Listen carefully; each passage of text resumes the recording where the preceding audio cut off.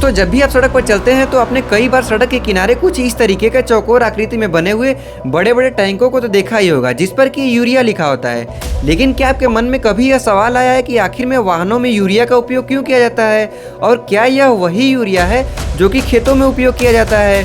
अगर नहीं तो इसका उपयोग इंजन में क्यों किया जाता है और इसका इंजन में क्या उपयोग होता है? तो आइए इन सब सारे सवालों के जवाब को स्टेप बाय स्टेप इस वीडियो में समझते हैं। दोस्तों खेतों में डाले जाने वाली यूरिया से ये यूरिया अलग होता है। इसे ऑटोमेटिव ग्रेड यूरिया कहा जाता है, जिसे कि बाजार में एडब्लू या डीईएफ डीजल एग्जॉस्ट फ्लूइड के नाम से भी जाना जाता है।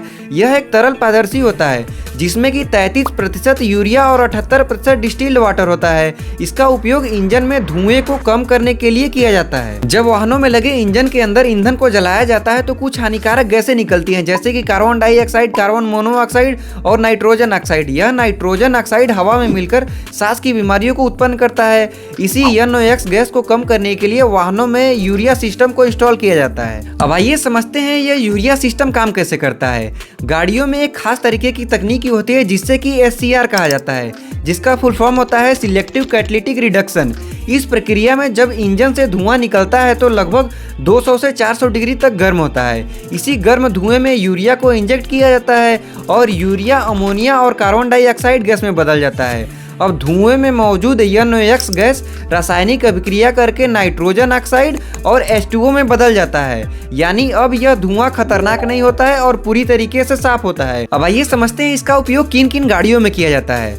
दोस्तों BS6 आने के बाद में ज़्यादातर डीजल गाड़ियों में इसका उपयोग किया जाने लगा है। इसका उपयोग ट्रक, बस, ट्रैक्टर, पिकअप व इस समय के कुछ XUV जैसे कि महिंद्रा स्कॉर्पियो, फॉर्च्यूनर और कुछ बड़ी गाड़ियों में भी इसका उपयोग किया जाता है।